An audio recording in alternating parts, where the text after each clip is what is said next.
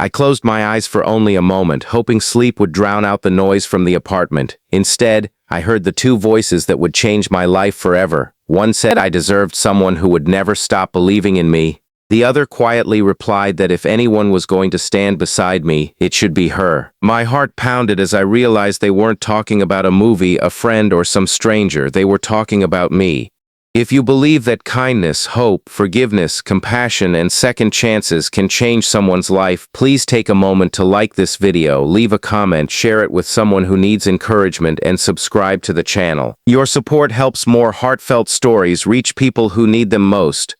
My name is Nathan, and 5 years ago I moved from a small town in Ohio to Seattle, Washington, chasing a career in architecture. Like thousands of young professionals, I couldn't afford an apartment by myself, so I rented a townhouse with 2 roommates. Rachel worked as a pediatric nurse while Hannah was finishing graduate school to become a physical therapist.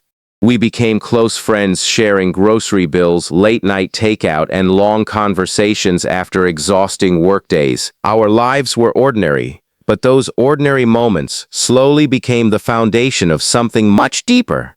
Everything changed when the company I worked for unexpectedly downsized.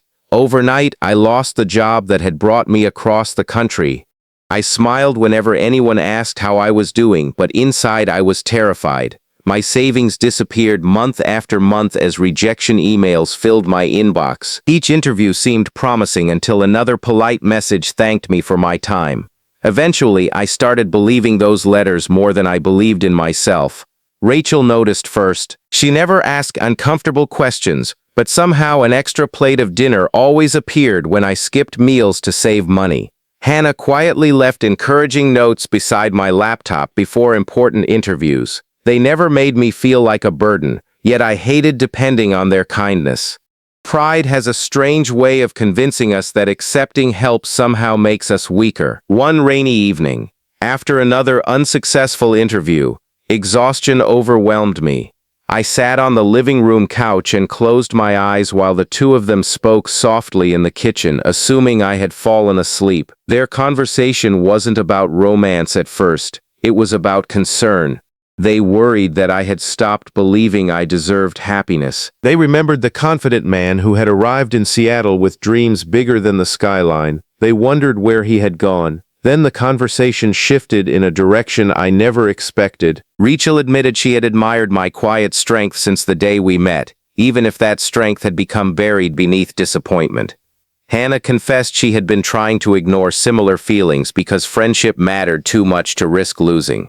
Instead of arguing, they began discussing what would be best for me rather than for themselves. They agreed that whoever truly belonged in my future should be the one who could help me become myself again, not simply the one who loved me most. Listening from the couch filled me with emotions I couldn't describe. For months I had convinced myself that I was invisible, that unemployment had erased my value. Yet 2 remarkable people saw something in me that I could no longer see. I didn't interrupt them. I simply cried quietly, grateful that hope still existed somewhere inside those walls. The following morning I confessed that I had overheard everything. The silence that followed felt endless. Nobody was angry. Nobody stormed away. Instead, we laughed nervously at the impossible situation before sitting around the kitchen table for nearly 3 hours. We agreed that none of us wanted a friendship built on assumptions or hidden feelings. We promised to be honest, even if honesty felt uncomfortable. Over the next several months, life slowly began to heal. I accepted temporary construction work while continuing my search for an architecture position. The work wasn't glamorous, but it reminded me that dignity comes from perseverance, not job titles. Rachel eventually admitted she needed someone whose path matched hers more naturally, and our friendship remained as strong as ever. Hannah and I discovered that our connection had grown from mutual respect rather than sudden attraction. We took things slowly, determined not to lose the trust that had carried us through difficult seasons. A year later, I received an offer from a respected architecture firm designing affordable housing projects across the Pacific Northwest. Standing at the construction site of my first completed building, I realized success wasn't measured by salary or recognition.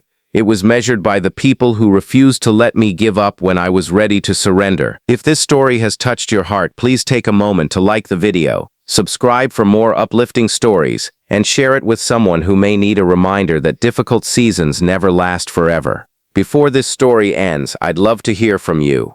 Please leave a comment and tell us about someone who believed in you when you struggled to believe in yourself. Your story might become the encouragement another viewer desperately needs today. 3 years later, Hannah and I stood in a small church surrounded by family and friends as we promised to build a life together. Rachel stood beside Hannah as her maid of honor, smiling with genuine joy. Looking across the room, I realized that love isn't about winning someone's heart or being chosen over another person. Sometimes love begins with people who simply refuse to let your hope disappear.